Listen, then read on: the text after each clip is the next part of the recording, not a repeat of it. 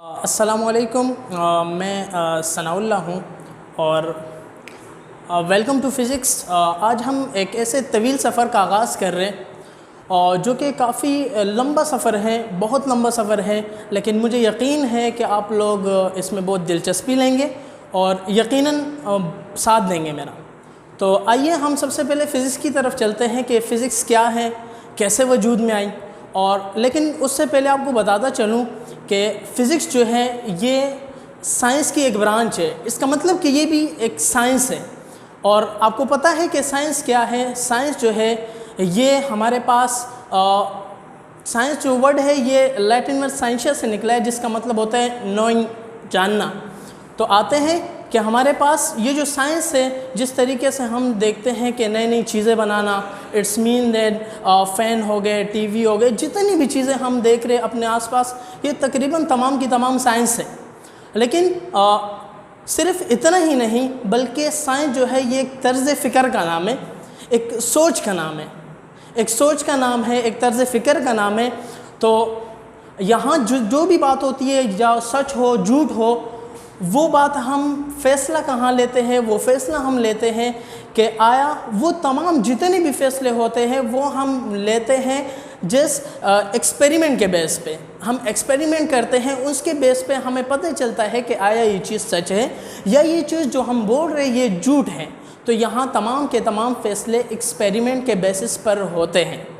तो आइए ये जो साइंस है इसके बारे में, ये कैसे वजूद में आई, कब वजूद में आई।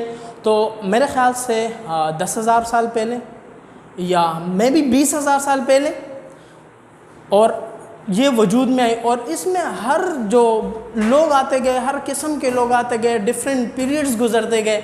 तो इसमें हर किस्म के लोगों ने यहाँ अपना हिस्सा डाला है। इसमें अगर मैं बोलूँ कि बाइबल के ज़माने से, या बाइबल अगर वहाँ से शुरू हुई तो उसके बाद यूनानी आ गए, यूनानियों ने भी काफ़ी इसमें अपना हिस्सा डाला। फिर उसके बाद चाइना था, चाइना ने भी काफ़ी अपना हिस्सा डाला इसमें।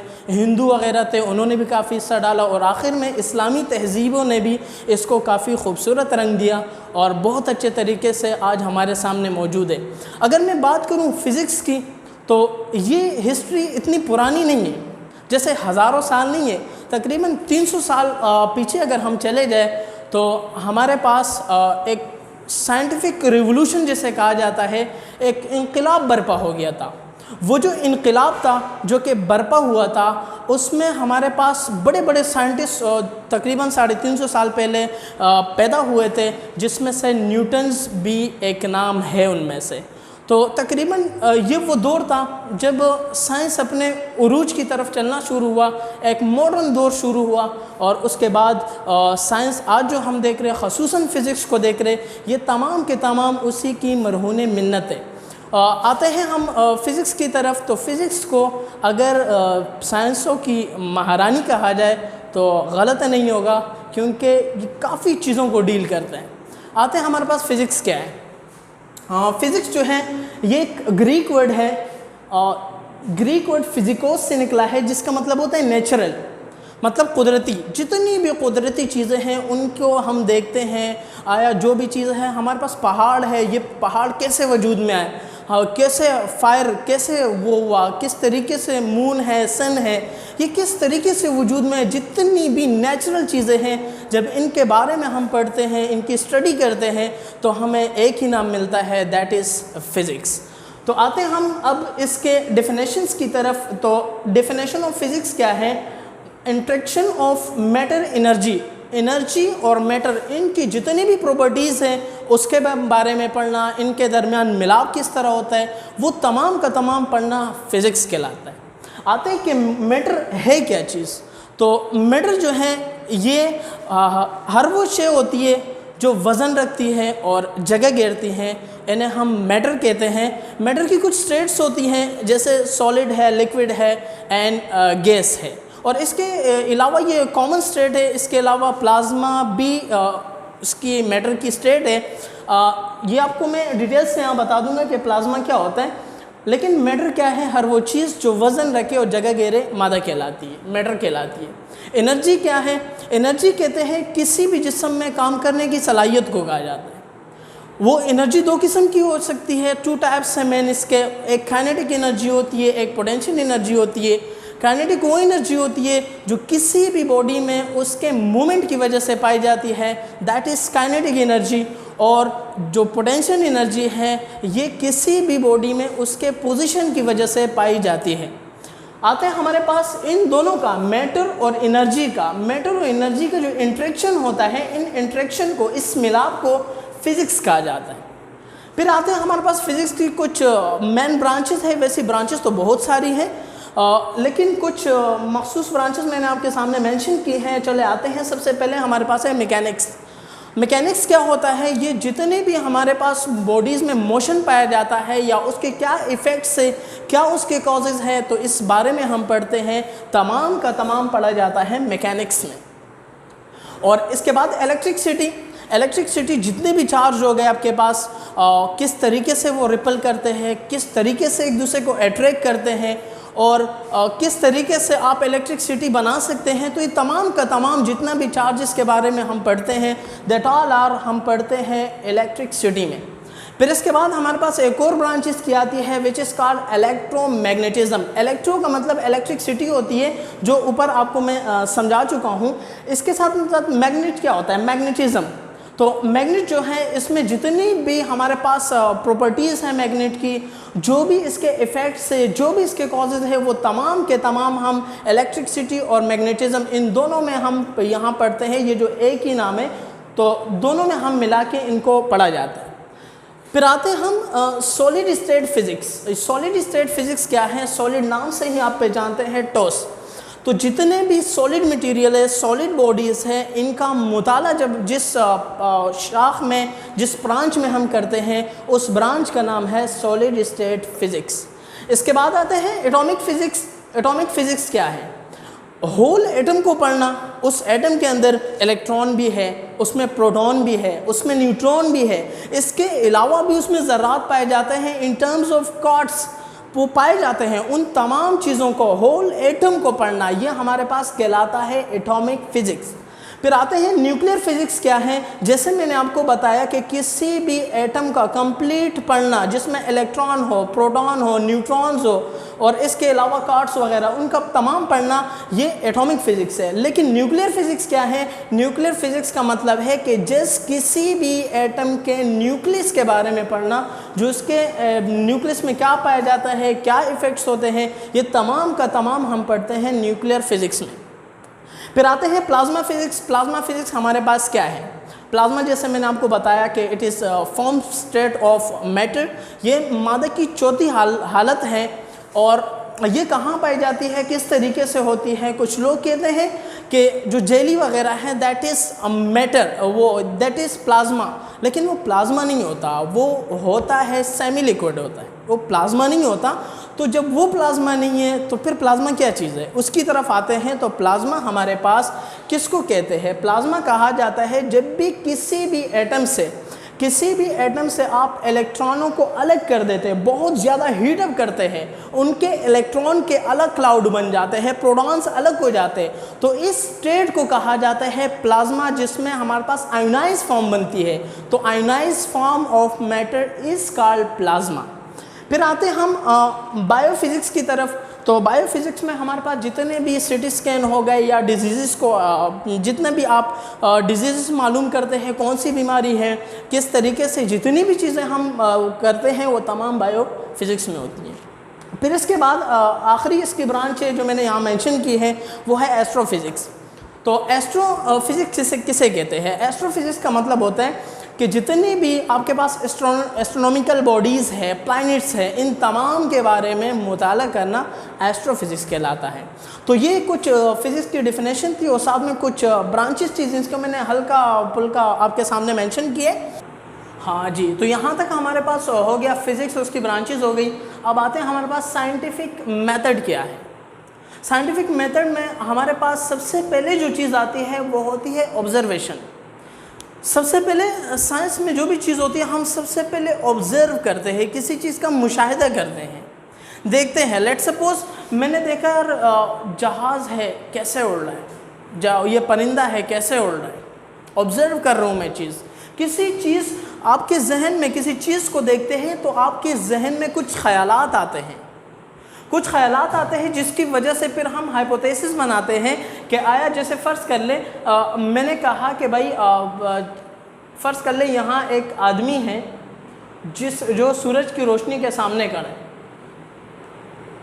तो उसका जो सूरज की रोशनी उस पर पड़ती है तो इसके बैक साइड पे सेम टू सेम उसका साया बनता है। जब उसके बैक साइड पे यहाँ उसका सेम टू सेम साया बनता है तो मेरे जहन में कुछ क्वेश्चन आते हैं कि ये जो रोशनी है, क्या इसका मतलब कि ये रोशनी जो है ये स्ट्रेट लाइन में ट्रेवल करती है? अगर ये स्ट्रेट लाइन में ट्रेवल न करती तो ये रोशनी ऊपर से भी आके इस जगह को रोशन कर सकती थी, लेकिन इसने रोशन नहीं किया, तो इसका मतलब कि ये रोशनी स्ट्रेट लाइन में ट्रेवल करती है। मेरे माइंड में वैसी एक बात आ गई, उस बात को मैं यहाँ पे मेंशन कर देता हूँ कि light travel in straight line. जो लाइट है वो स्ट्रेट लाइन में ट्रैवल करती है, ख़त मुस्तकीम में सफ़र करती है। तो ये हमारे पास हाइपोथेसिस बन गया। फिर हम करते क्या हैं, देखते हैं कि ये जो हाइपोथेसिस है इसको हम किस तरीके से बयान करें। तो फिर फिज़िक्स हमें कहता है, जैसे मैंने आपसे कहा कि सच और झूठ का जो फैसला होता है वो एक्सपेरिमेंट के बेस पे होता है। तो फिर हम देखते हैं कि आया ये जो हमने बात की कि ये एक्सपेरिमेंटली सही भी है या गलत है। तो फिर इसके लिए हम एक एक्सपेरिमेंट डिज़ाइन करते हैं। मैं यहाँ एक एक्सपेरिमेंट आपके सामने बयान कर रहा हूँ। फ़र्ज़ कर ले ये आपके पास एक लाइट है, इस लाइट में से रोशनी आ रही है, लाइट आ रही है। फिर करते ही क्या है, इसके सामने में बोर्ड लगा, कार्डबोर्ड जो गत्ता वगैरह वो मैं लगा देता हूँ, और इस बोर्ड में जो आपके पास गत्ता है इसमें एक होल कर देता हूँ। तो वो तमाम के तमाम जितने भी रोशनी की शुआएँ हैं वो तमाम की तमाम जो आके इस बोर्ड से टकराएगी वो यहीं पे रुक जाएगी, और इसके अलावा जितनी की जितनी शुआएँ हैं वो यहाँ से पास करेगी, यहाँ से पास आउट करेगी इस होल से। तो मैं आगे एक और लगा देता हूँ, यहाँ पे सेम उतनी ही हाइट पे एक और होल कर देता हूँ। तो ये लाइट की जो रोशनी है ये वहाँ से निकल के इस वाले होल में टच होगी और इसके बाद यहाँ से निकल जाएगी। फिर मैं एक और आपके पास एक गत्ता है, इस गत्ते को लगाता हूँ और इसका जो होल है वो इन दोनों के मुकाबले में ज़रा सा नीचे कर देता हूँ। तो जिसके बाद अगर मैं देखूँ तो यहाँ पूरा का पूरा अंधेरा छा जाएगा। तो इसका मतलब कि इस एक्सपेरिमेंट ने मुझे बताया कि आपकी जो रोशनी है ये रोशनी ट्रेवल करती है स्ट्रेट लाइन में, ये कहीं से बेंड नहीं होती। अगर बेंड होती तो ये यहाँ से जाके इस होल से गुजर सकती थी, लेकिन ये यहाँ से न गुजरी, जिसका मतलब है कि ये रोशनी स्ट्रेट लाइन में ट्रेवल करती है। जब ये बात आ गई तो ये हमारे पास थ्योरी बन गई। तो इस बात को हम लिख सकते हैं कि light travel in straight line, light travels in straight line. Light जो है ये स्ट्रेट लाइन में ट्रेवल करती है, ख़त मुस्तकीम में सफ़र करती है। हम बोल सकते हैं ये बात, ये एक थ्योरी बन गई। थ्योरी जो है इसको कोई चैलेंज कर सकता है, जैसे आइंस्टाइन की थ्योरी है E=mc², उसको चैलेंज कर सकते हैं, लेकिन उसको तब चैलेंज कर सकते हैं जब आपके पास उससे ज़्यादा एविडेंस वाली चीज़ मौजूद हो, जब आप बयान कर सकते हो कि हाँ भाई ये चीज़ मैं कर सकता हूँ, उससे ज़्यादा एविडेंस ला दो तो आप उसको कर सकते हैं।